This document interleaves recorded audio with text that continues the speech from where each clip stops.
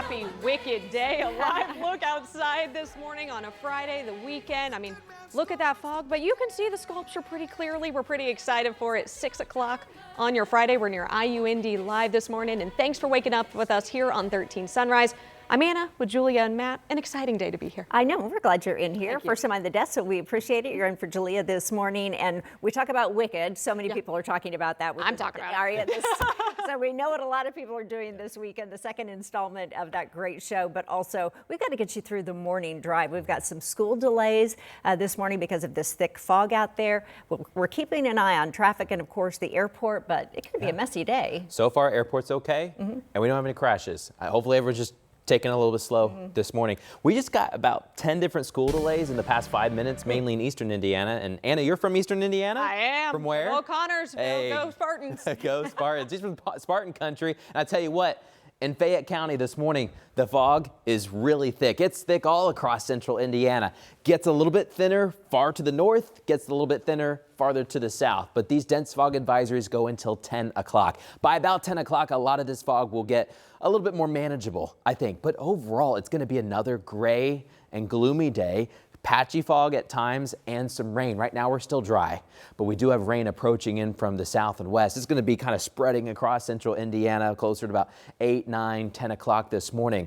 This is our visibility report map. These are coming in from the airport, so what you have may be a little bit different than what the airport is seeing, but it's kind of like diving. The lower the number, the worse off you are. When you get a 0, that means you have less than a quarter mile of visibility, and we have that in Greensburg, Newcastle, Anderson, Zionsville. We were at 0 just a moment ago in Indy, now up to 1. Really not a big difference. Down to 1 in Frankfort and Crawfordsville, Greenfield, and Fishers. So give yourself extra time. It is a very gray start. It's hard to see on a lot of these cameras.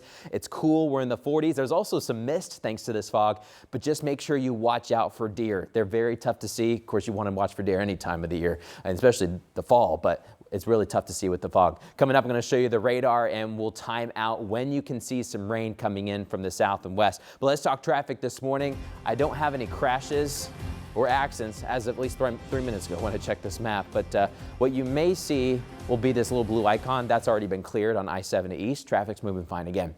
And I just want to show you some cameras, kind of give you a taste of what we're seeing. This just got even thicker. This is in Wayne County. If you can't tell, this is Chester Boulevard or US 27. You're looking back towards the west, towards Centerville. It's very tough to see. And then it's a lot clearer farther to the south. So not everyone has thick fog this morning. This is I-70 by State Road 39. You go north to Cascade, and the Cadets are hosting the Titans from Gibson Southern later today. Good luck to all the athletes in semi-states this evening.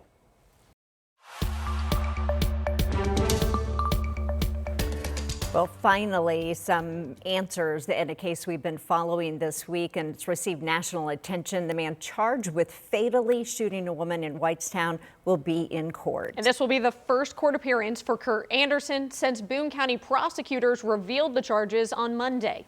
Anderson is facing a voluntary manslaughter charge for shooting the woman who accidentally showed up to the wrong house for her job as a cleaning crew worker. Now we want to show you some video. This was from the scene that morning of November 5th. Court records indicate Anderson thought 32-year-old Maria Perez was breaking into his house. Police say that's when he shot through the front door without even opening it, killing the victim on the front porch. But police say Perez never even opened the door or went inside. 13 News will be in the courthouse this morning and share with you the very latest details on this important case as we get the details. Well, funeral services will be today for an Indiana National Guard member killed in a crash. And the visitation was last night for Sergeant Terry Fry. The funeral this morning is at 11 o'clock at Frankfort First Church of the Nazarene, followed by the burial. The community is invited to line the streets as the procession heads to the cemetery. I want to show you the video. This is the aftermath of that devastating crash last week on I-65 in Boone County. We know the 23-year-old died when the Humvee he was a passenger in with 3 other guardsmen rolled over on the interstate. The cause of that crash, though, is still under investigation. And Governor Mike Braun ordered flags to be lowered at half-staff Saturday for a Delaware County Sheriff's deputy who was killed in the line of duty. The service for Corporal Blake Reynolds is scheduled from 2 o'clock tomorrow afternoon until 7 o'clock in the evening at Grace Baptist Church in Muncie. The funeral will follow at 10 o'clock Saturday morning at Delta High School. Corporal Reynolds died a little over a week ago in a crash on I-69 North. This was the scene. He was helping a semi pulled over when police say the driver of another semi truck hit him.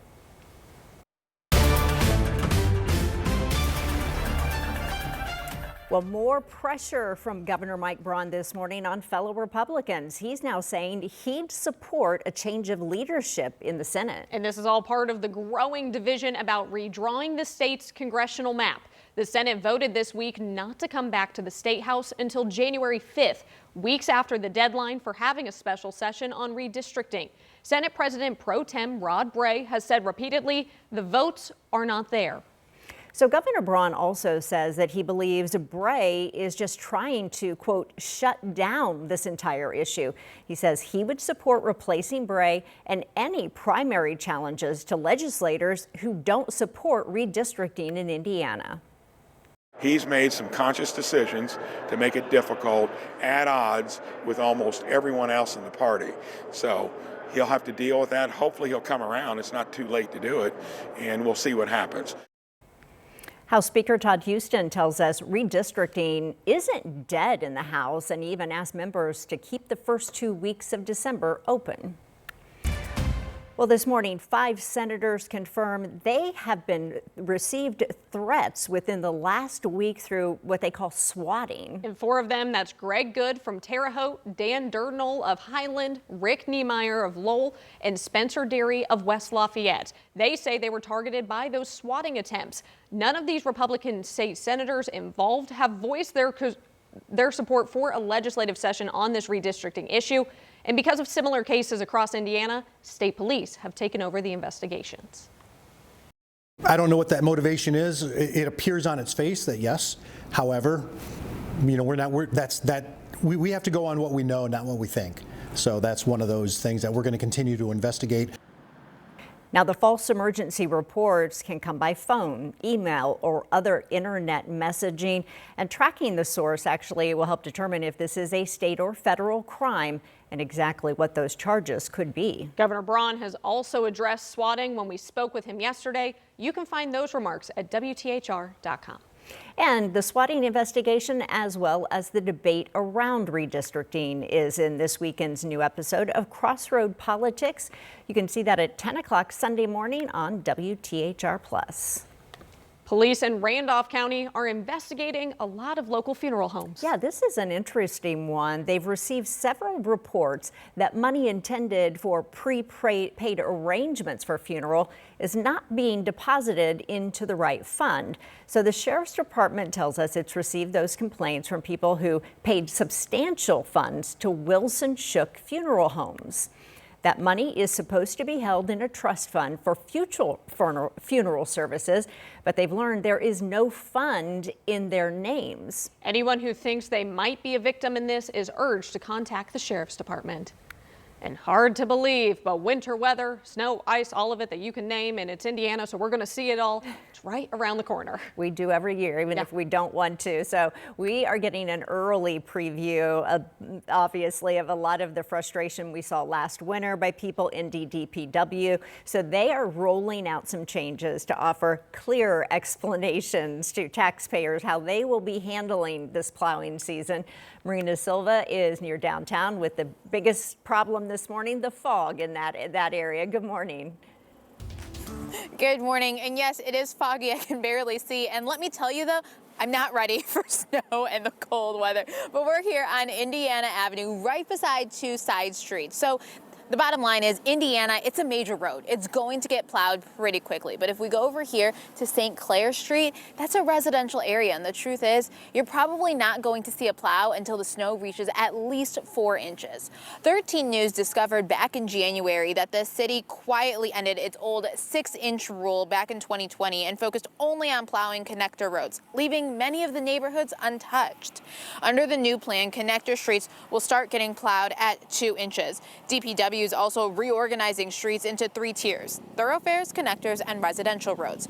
Thoroughfares, those major and most traveled roads, are first in line for plows. DPW says the change could give residents a clearer idea of when their roads will get plowed. The city has also been able to buy newer trucks that will help with snow removal from money in the budget. Now, as for HOAs, if your HOA doesn't already have people plowing their roads, DPW says they could potentially use their contracted plows. But again, that's going to be later when we get to the 4 inches of snow. Anna, Julia. Thanks, Marina. IMPD is launching a transparency dashboard, and it puts real-time crime stats and police use of force data at your fingertips. And this is a look at that website. The dashboard monitors traffic crashes and traffic stops, as well as citations and warnings issued. Well, we're coming up on 6/11. Some congressional Democrats say they're facing real danger. The accusation by President Trump that has them concerned this morning. And a new report shows the moments before the deadly plane crash of a UPS plane in Louisville. What it tells us about the investigation so far.